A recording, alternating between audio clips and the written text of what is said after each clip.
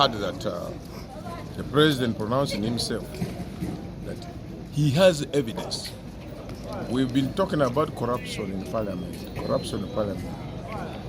Today he has come out openly.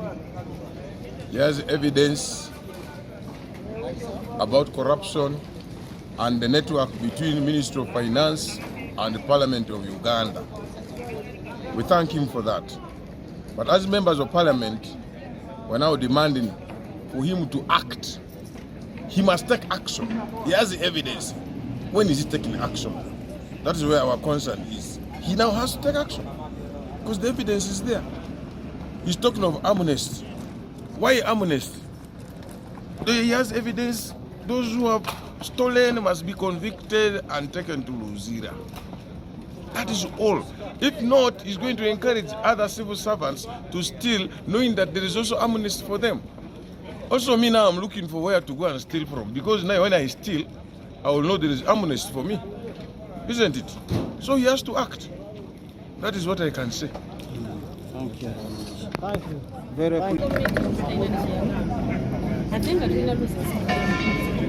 Teyavaayo kati nze mwenyewe namubuuza nti naye kati banjingirako ebisango lwaki nyampala wa gavumenti ovaayo n'omugirako ekintu yagambye saawa zino kati abanooza abenyigidde mu bukenusi bali kumuwawuba n'abalala balowooza nti kiyinza obasambukira omugamba okujja wano okugezaako okukisasisa bamembers ba palamenti n'okubagamba okwewala okusayinira nze nooza kituufu kubanga ekintu ekiriwo twagala okubuuza kino kiri mu mateeka kino lwaki kyakolebwa tetunaba nakutuuka kulevengana so nsuubira ababaka bonna natiremu okubanga basayinize tusobole okunyonyola so that fe abamu abateenyigira mu bikolwa ebyo by'okenula tubeere tuli nga tuli kiriya so nsaba ababaka muleme okuwuliriza nyampala wa gavumenti Honorable Sam Council okuwa ebyo byabagamba nti yakoze consultation talina consultation gyakola nga tetukunganye ffe nga NRM parliamentary caucus wabeerawo bishutukunganye so aleme okubabuzaabuza n'abagaana okusayininga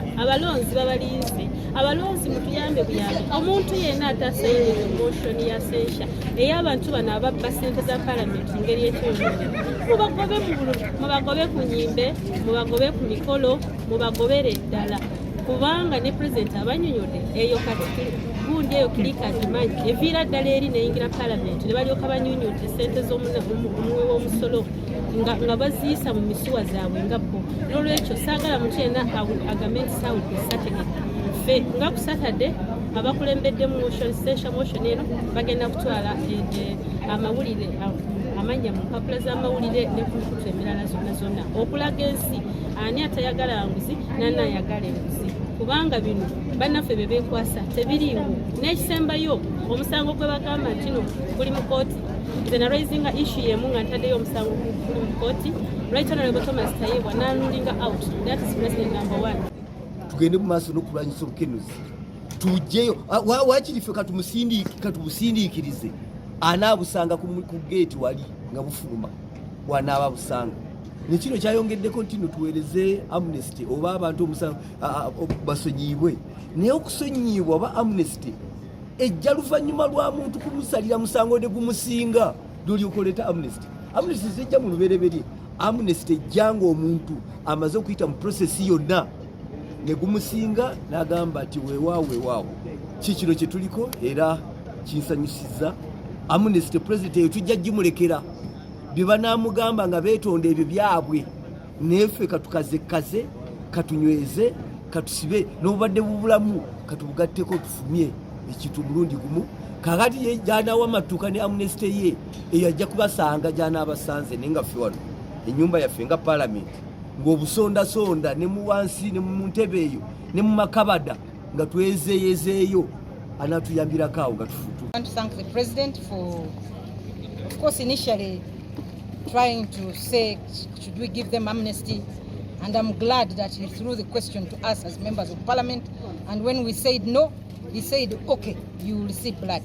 So for us now, we want to see blood, which means we want to see action against the corrupt people, whether they're in government institutions, whether they are politicians. We need to see action against corruption, because it is only then when we take action against these high-profile people, including the commissioners that we want to censure, that the public will actually believe in us.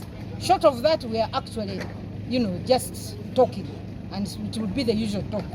So let us take action against the corrupt, and I'm glad the president even says he has evidence that there has been some deals amongst, officials in government, especially the Ministry of Finance and Parliament.